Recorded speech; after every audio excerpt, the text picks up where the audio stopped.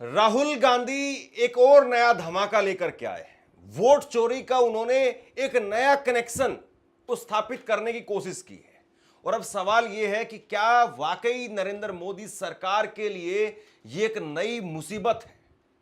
दरअसल राहुल गांधी ने एक लंबा चौड़ा ट्वीट किया और इस ट्वीट के जरिए राहुल गांधी ने समझाया कि कैसे वोट चोरी का सीधा कनेक्शन है बेरोजगारी से।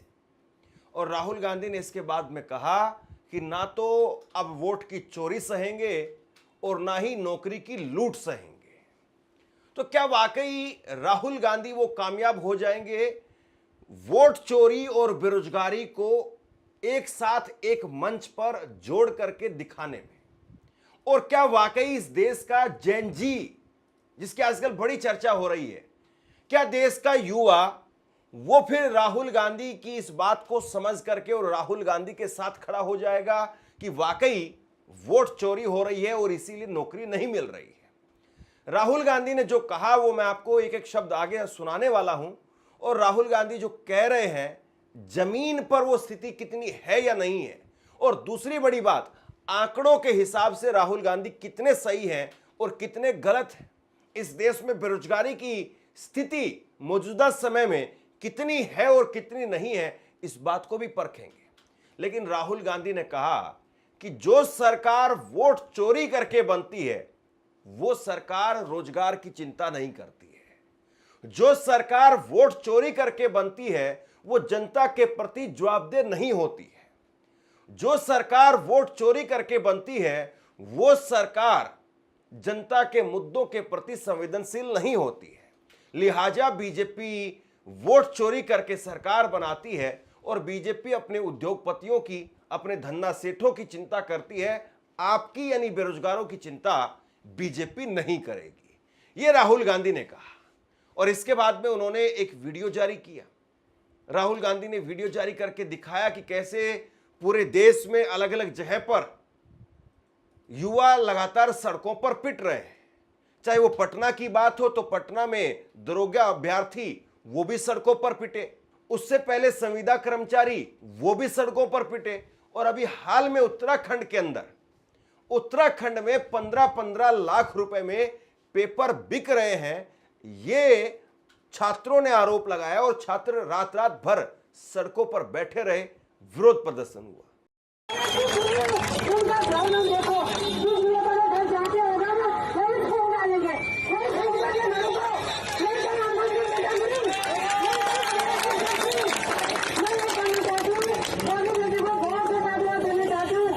हम 15-15 घंटे पढ़ रहे हैं लाइब्रेरी में और पेपर 15 लाख में बेच रहे हैं। हमारे बाप के पास 15 लाख नहीं तो वो कहाँ से देंगे? बिल्कुल, पेपर भी, हर पेपर बिक रहे हैं और आगे पुलिस को भेज रही है और यहाँ पे ये करते हैं। लोग अच्छे नहीं होंगे। आज अपनी बात करने जा रहे हैं डेमोक्रेटिक ढंग से, तो ये रोक रहे हैं। हाँ, हम अब तमीज से बात कर रहे हैं। बिल्कुल कानून, मतलब कानून के अंदर पूरा ये हो रहा है। यहाँ पे पुलिस खड़ी करती, कल ही उन्होंने कहा कि यहाँ पे कोई खड़े नहीं होंगे। क्यों नहीं होंगे? क्यों चोरी करी हुई हमने किसी की? नहीं, मतलब ये सरकार किसकी? इस्तीफा दे, मुख्यमंत्री इस्तीफा दे, मुख्यमंत्री तक जा रखा है। प्रजातंत्र में तो अधिकार है, अधिकार है हमारा, अधिकार है हमारा। हमारे पास कॉन्स्टिट्यूशन ऑफ इंडिया मुझे राइट देता है कि मैं कर सकता हूँ विरोध, पर लेकिन ये कहाँ की टूटापन थी कि ये ऐसा कर रहे हैं। क्या नाम है आपका? मेरा नाम उत्सव चौहान है। क्या? उत्सव चौहान। कहाँ से हो? मैं सर बड़कोट से हूँ। क्या तैयारी कर रहे हो इस समय? सर मैं अभी ग्रुप सी की तैयारी कर रहा हूँ सर। जी सर, कल के दिन सर, अभी तो मेरा नहीं है सर वो, पर लेकिन कल के दिन मैं भी तो दूंगा ना सर उसी एग्जाम को। मुझे भी तो सर देखना पड़ेगा ना कि मेरे साथ कल के दिन आज मेरे भाई के साथ ऐसा हो रहा है सर। ये नहीं, और माँ बाप का इतने मेहनत से पहाड़ से कर रहे हैं, हमें अपना पेट काट के पढ़ा रहे हैं सर हमको कि इनके कुछ हो जाए। हमारे साथ सर ऐसा हो रहा है। बिल्कुल बिल्कुल बिल्कुल। सर वो हमारी सर, हम क्यों, वो हमारी मर्जी सर। पत्थर मारना है क्या? नहीं सर। तो क्यों मुंह की छिपा रहे हो? नहीं सर, मैं अभी मुंह दिखाओ ना अपना। नहीं सर, मैं उसके लिए स्वतंत्र हूँ सर। अरे ये पुलिस से डर रहे हैं यार, ये पुलिस से डर रहे हैं कहीं फंसा। पेपर लीक के खिलाफ पूरे देश में तकरीबन यही स्थिति नजर आती है।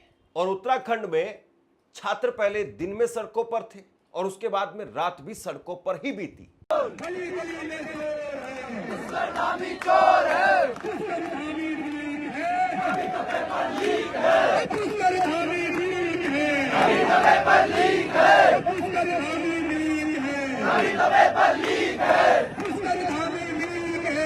तो पेपर लीक है। आपसे कुछ कहना चाहता हूं। आज के वक्त में पत्रकारिता करना कितना मुश्किल काम है, लेकिन अगर ऐसे में भी कोई आपकी खबर दिखा रहा है, कोई आपके मुद्दे पर बात कर रहा है, तो आपको भी उसका साथ देना चाहिए। अगर आपको लगता है कि मेरी पत्रकारिता सही है, मैं आपके लिए आपकी खबर वो दिखा रहा हूं, तो ऐसे में आप मेरा सहयोग कीजिए। आप इस वीडियो को जब लाइक करेंगे तो लाइक के साथ में ही एक थैंक्स का बटन आपको दिखाई देगा। उस थैंक्स के बटन पर आप क्लिक कीजिए और जो भी सहयोग राशि दे सकते हैं वो दीजिए। दूसरा, आप चैनल को ज्वाइन कर सकते हैं और चैनल को ज्वाइन करके भी मुझे मदद कर सकते हैं। दरअसल उत्तराखंड के अंदर रविवार को एक एग्जाम हुआ था और एग्जाम हुआ था ग्रेजुएट लेवल पर, पोस्ट के लिए एग्जाम था और इसके लिए यह कहा गया कि आधे घंटे में ही क्वेश्चन पेपर सोल्व होकर के आ गया। अब यह वाकई जो है वो सबसे दुखद बात है कि देश के युवा वो मेहनत लगा करके अपना समय लगा करके और तैयारी करते हैं और पता चले कि आधे घंटे में पेपर वो मार्केट में व्हाट्सएप पर घूम रहा है, तो फिर इससे दुखद स्थिति और कुछ नहीं हो सकती है। राहुल गांधी इसी चीज को एक मंच पर लेकर के आने की कोशिश कर रहे हैं कि बेरोजगारी है तो वोट चोरी है, वोट चोरी है इसीलिए बेरोजगारी है। राहुल गांधी ने ये ट्वीट किया, लंबा चौड़ा एक ट्वीट किया और भाजपा पर कई बड़े गंभीर आरोप राहुल गांधी लगा रहे। राहुल गांधी ने लिखा कि भारत में युवाओं की सबसे बड़ी समस्या है बेरोजगारी और इसका सीधा रिश्ता है वोट चोरी से। जब कोई सरकार जनता का विश्वास जीत करके सत्ता में आती है तो उसका पहला कर्तव्य होता है युवाओं को रोजगार और अवसर देना, लेकिन बीजेपी चुनाव ईमानदारी से नहीं जीतती है, वो वोट चोरी और संस्थाओं को कैद कर सत्ता में बने रहते हैं। इसलिए बेरोजगारी 45 साल के उच्चतम स्तर पर पहुंच चुकी है, इसलिए नौकरियां घट रही हैं, भर्ती प्रक्रिया ध्वस्त हो गई है, युवाओं का भविष्य अंधेरे में धकेला जा रहा है। इसलिए हर परीक्षा, पेपर लीक, हर भर्ती भ्रष्टाचार की कहानी से जुड़ी रहती है। देश का युवा मेहनत करता है, सपने देखता है और अपने भविष्य के लिए संघर्ष करता है, लेकिन मोदी जी सिर्फ अपनी पीआर, सेलिब्रिटीज से अपना गुणगान करवाने में और उद्योगपतियों के मुनाफे में व्यस्त हैं। युवाओं की उम्मीदों को तोड़ना और उन्हें हताश करना इस सरकार की पहचान बन चुका है। अब हालात बदल रहे हैं।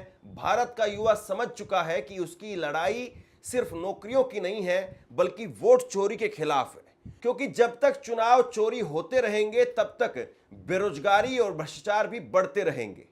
अब युवा न नौकरी की लूट सहेंगे न वोट की चोरी सहेंगे। भारत को बेरोजगारी और वोट चोरी से मुक्त करना ही सबसे बड़ी देशभक्ति है।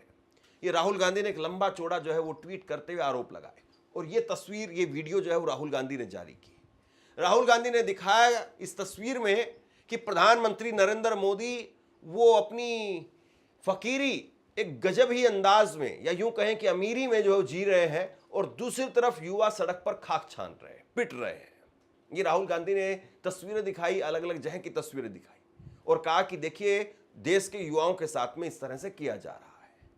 लेकिन अब सवाल यह है कि जब राहुल गांधी जेनजी की बात कर रहे हैं, राहुल गांधी ने हाल में ही जेनजी को लेकर के 2 ट्वीट किए हैं। एक ट्वीट किया उन्होंने 18 सितंबर को और दूसरा कल किया 23 सितंबर को। 18 सितंबर को राहुल गांधी ने ट्वीट किया था और ट्वीट करके लिखा था कि देश के युवा, देश के स्टूडेंट्स, देश की जेनजी वो संविधान को बचाएंगे, लोकतंत्र की रक्षा करेंगे और वोट चोरी को रोकेंगे। मैं उनके साथ हमेशा खड़ा हूं। ये राहुल गांधी ने 18 तारीख को कहा था, जब उन्होंने वोट चोरी के खिलाफ एक और पीपीटी, एक और प्रेस कॉन्फ्रेंस के जरिए नए आरोप लगाए थे। अब क्या वाकई देश का जेनजी इस स्थिति में आ जाएगा कि मोदी जी के सामने कुछ वैसे ही खड़ा हो जाए जैसे नेपाल में हो गया?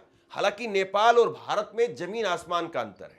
यहाँ का संविधान अलग है, यहाँ की पुलिस अलग है, यहाँ का कानून अलग है और यहाँ पर देश के जेनजी की जो सोच है वो भी अलग है।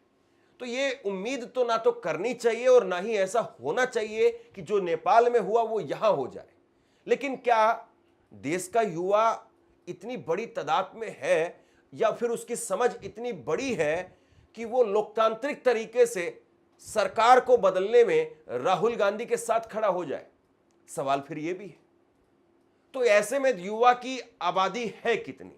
देश के युवाओं की अगर आबादी की बात करें तो 142 करोड़ में से मौजूदा वक्त में 37 करोड़ 40 लाख वो इस वक्त में देश के युवा की आबादी है, यानी करीब करीब 27% मौजूदा वक्त में देश में युवा है। 27% का मतलब यह है कि अगर यह तबका एक तरफा किसी के साथ हो गया, अगर 37 करोड़ लोग अगर वो किसी के साथ हो गए तो किसी की भी सरकार बना सकते हैं और किसी की भी सरकार गिरा सकते हैं। तो क्या राहुल गांधी के साथ में देश का जेनजी खड़ा हो जाएगा और राहुल गांधी इस देश के जेनजी को अपने साथ में लेकर के मोदी सरकार को हटा देंगे और खुद देश के प्रधानमंत्री बन जाएंगे? लेकिन उससे पहले तो बिहार का चुनाव है।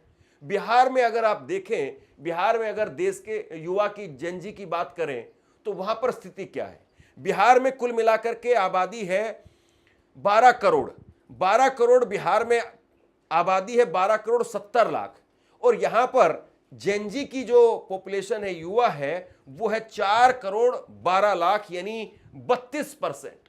ये बिहार की स्थिति। तो बिहार में 4 करोड़ 12 लाख अगर ये जेनजी राहुल गांधी के साथ में आ गए तो सरकार प्रचंड बहुमत के साथ में इंडिया गठबंधन की बनेगी, ये भी साफ है। लेकिन क्या वाकई ऐसा होगा?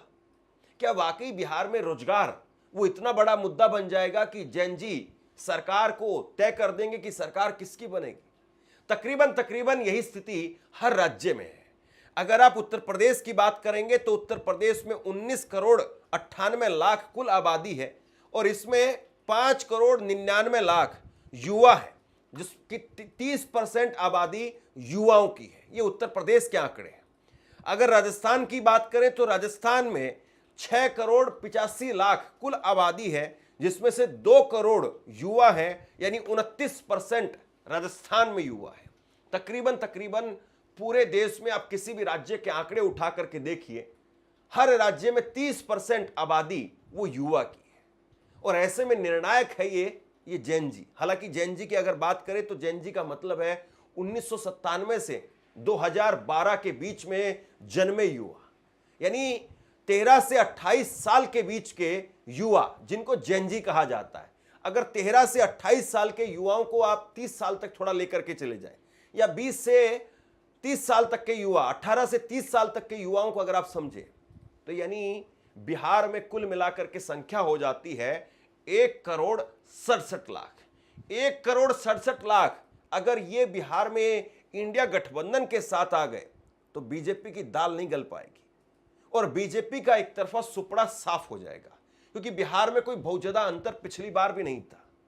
और अगर बड़ी संख्या में युवा वो एक साथ आ गए तो फिर उसके बाद में बीजेपी के लिए और बड़ी मुसीबत खड़ी हो जाएगी। और अगर बिहार में बीजेपी को सफलता नहीं मिली, वहां पर इंडिया गठबंधन की सरकार बन गई, तो फिर आप ये मान करके चलिए कि बीजेपी के लिए फिर असम, उत्तर प्रदेश और आने वाले चुनाव, चाहे वो गुजरात का हो, फिर चाहे मध्य प्रदेश का हो, चाहे राजस्थान का हो, या फिर उड़ीसा का हो, या फिर छत्तीसगढ़ का हो, जैसे जैसे चुनाव आगे आते चले जाएंगे बीजेपी के लिए मुसीबत खड़ी होती चली जाएगी।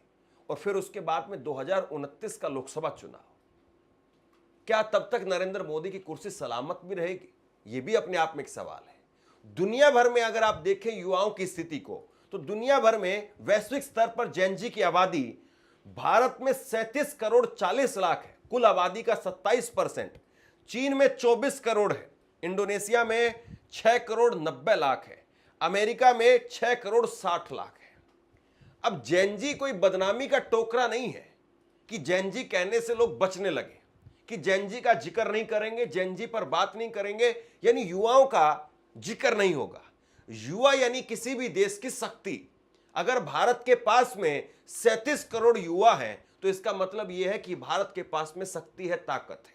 आप इसको यूं समझिए कि गांव में वो घर सबसे ताकतवर है, वो पड़ोसी सबसे मजबूत है जिसके लड़के नौजवान हैं, क्योंकि उनसे पंगा लेना और उनसे पंगे में जीतना या उनसे ताकत में जीतना वो आसान नहीं होता है। जिसके पास में युवा होते हैं उनके पास में शक्ति होती है, ताकत होती है, और वो युवा आपको शारीरिक रूप से भी और वो युवा आपको आर्थिक रूप से भी दोनों तरीके से आपकी कमर तोड़ सकता है। तो ऐसे में भारत के पास में 37 करोड़ जो जेनजी है या युवा है, ये कोई अभिशाप नहीं है, ये वरदान है। और देश का ये तबका, देश का ये युवा, वो भारत की तस्वीर को बदल सकता है, भारत को तीसरे लेवल की इकोनॉमी वो भी बना सकता है और उससे ऊपर भी ले जा सकता है। लेकिन सवाल यह है कि उसके हाथ में रोजगार कितने हैं, क्योंकि नरेंद्र मोदी की सरकार जब 2019 के चुनाव में जा रही थी, उस वक्त में नीति आयोग ने कहा कि इस देश में 45 साल में सबसे ज्यादा बेरोजगारी है। और उस वक्त में मोदी सरकार के ही मंत्रालय नीति आयोग ने एक रिपोर्ट दी और उस रिपोर्ट में कहा कि भारत में 6.1% बेरोजगारी है। और इसका मतलब ये कि भारत में 45 साल की सबसे ज्यादा बेरोजगारी। लेकिन उस वक्त में चुनाव में सरकार जा रही थी, इसलिए सरकार ने कहा कि नीति आयोग के जो ये आंकड़े हैं ये पूरे नहीं है, लिहाजा उस पर रोक लगा दी गई कुछ समय के लिए। लेकिन चुनाव खत्म हुआ, सरकार वापस आई और नीति आयोग ने फिर से वही आंकड़े सामने रखे कि भारत में वाकई 45 साल की सबसे ज्यादा बेरोजगारी उस वक्त में थी, जो 6.1%। और ये बेरोजगारी और ज्यादा बढ़ जाती अगर भारत में क्विक कॉमर्स कंपनियां नहीं आती। यानी जिस तरीके से ब्लिंकिट, स्विगी या ओला, उबर, ये जो कंपनियां आई और जिन्होंने एक बहुत बड़े तबके को शहरों में रोजगार दिया, अगर वो नहीं होता तो ये बेरोजगारी और बढ़ जाती। यानी कुल मिलाकर के जो गांवों में बेरोजगारी की दर है वो फिर भी थोड़ी ठीक नजर आती है, क्योंकि गांवों में खेती में, किसानी में युवा थोड़ा सा अपने आप को ढाल लेते हैं। लेकिन शहरों में ना खेती है ना किसानी है। शहरों में तो आपको सीधा पैसा चाहिए, आपको नौकरी चाहिए और नौकरी मिल नहीं रही है। अगर आप आंकड़े देखें तो आंकड़े बेहद डराने वाले हैं। भारत में शिक्षा के स्तर और बेरोजगारी, इन दोनों को मिलाकर के आप देखिए, ग्रेजुएट हैं और उसके साथ साथ बेरोजगार भी हैं। 25 साल से कम उम्र के अगर ग्रेजुएट युवाओं को अगर आप देखें तो ऐसे में 42% युवा ऐसे हैं जो बेरोजगार हैं। 25 से 29 साल के युवा जो ग्रेजुएट हैं लेकिन बेरोजगार हैं, ऐसे लोगों की संख्या है 22%। 30 से 34 साल के युवा जो ग्रेजुएट हैं और बेरोजगार हैं वो करीब करीब 10% है। और 40 साल से ऊपर के ग्रेजुएट जो बेरोजगार हैं वो करीब करीब 1.5% है। 10वीं पास की अगर आप बात करें तो 10वीं पास में 25 साल से कम उम्र के 18% लोग बेरोजगार हैं। 25 से 29 साल के करीब 7.5% लोग बेरोजगार हैं। ऐसे ही 30 से 40 साल के 4.5% लोग बेरोजगार हैं और ऐसे ही 40 साल से अधिक के करीब 2% लोग बेरोजगार हैं। प्राइमरी और मिडिल की अगर बात करें तो 25 साल से कम के 15% लोग बेरोजगार हैं। 25 से और 29 साल के 5.5% लोग बेरोजगार हैं। 30 से 34 साल के 3% लोग बेरोजगार हैं और 40 साल से अधिक के 2% लोग बेरोजगार हैं। और ये आंकड़े हैं Azim Premji University State Working India 2023 के। इसके बाद में अगर अनपढ़ों की अगर आप बात करें, ये तो पढ़े लिखों के आंकड़े थे, अगर आप अनपढ़ यानी अनएजुकेटेड लोगों की बात करें, और देश में ये भी बहुत बड़ा तबका है, अगर उनकी बात करें तो वो भी बहुत बड़ी संख्या में बेरोजगार है। 25 साल से कम के 13.5% लोग बेरोजगार हैं। 25 से 29 साल के 4.5% करीब लोग बेरोजगार हैं। 30 से 34 साल के 4% लोग बेरोजगार हैं। जो अनपढ़ तबका है उसको भी रोजगार नहीं मिल रहा है और जो ग्रेजुएट है उसको भी रोजगार नहीं मिल रहा है। यह स्थिति है। कुछ वक्त पहले मैंने आपको एक खबर दिखाई थी कि एमएससी, एमटेक, बीएससी और पीएचडी किए हुए वो लोग भी चपरासी के लिए अप्लाई कर रहे हैं और ये भाजपा सरकार की हकीकत है। अभी 4 दिन पहले की खबर आई थी। तो कुल मिलाकर के रोजगार को लेकर के देश की स्थिति कोई बहुत मजबूत है या मोदी जी के आने के बाद में स्थिति कोई बहुत अच्छी हो गई है, ये दिखाई नहीं देता है। और अगर कोई ये कहे कि जेनजी की बात कह करके राहुल गांधी युवाओं को भड़का रहे हैं, तो मुझे लगता है कि उनको एक बार एक फिल्म आई थी गंगा जमुना, उसका एक गाना सुन लेना चाहिए। उसका एक गाना था, इंसाफ की डगर पर बच्चों दिखाओ चलकर, ये देश है तुम्हारा, नेता तुम ही हो कल के। इस देश में हर दौर में नेता या चाहे अभिनेता युवाओं को अपनी तरफ आकर्षित करने के लिए कोशिशें करते रहे हैं। और खुद प्रधानमंत्री नरेंद्र मोदी ने भी युवाओं को अपनी तरफ आकर्षित करने के लिए उस वक्त में कांग्रेस के खिलाफ खूब माहौल बनाया था। लेकिन यह भी उतनी ही बड़ी सच्चाई है कि इस देश में सरकारें लोकतांत्रिक तरीके से, शांतिप्रिय तरीके से उनकी अदला बदली हुई है। कभी नेपाल जैसे हालात ना तो हुए हैं और ना होने चाहिए। लेकिन सवाल यह है कि राहुल गांधी जो बात कह रहे हैं, राहुल गांधी जो मुद्दा उठा रहे हैं, इसके साथ में कितने युवा जुड़ पाएंगे, इसके साथ में कितने युवा वो खड़े हो पाएंगे। और अगर वाकई ऐसा हुआ कि राहुल गांधी के साथ में देश का युवा जुड़ गया तो नरेंद्र मोदी अपनी कुर्सी पर कब तक बैठे रहेंगे। और नरेंद्र मोदी क्या फिर 2029 में उस कुर्सी से उनकी विदाई हर हाल में तय हो जाएगी? सवाल फिर ये भी है। आप क्या सोचते हैं नीचे कमेंट बॉक्स में लिख करके जरूर बताइए। इस खबर को शेयर कीजिए। धन्यवाद।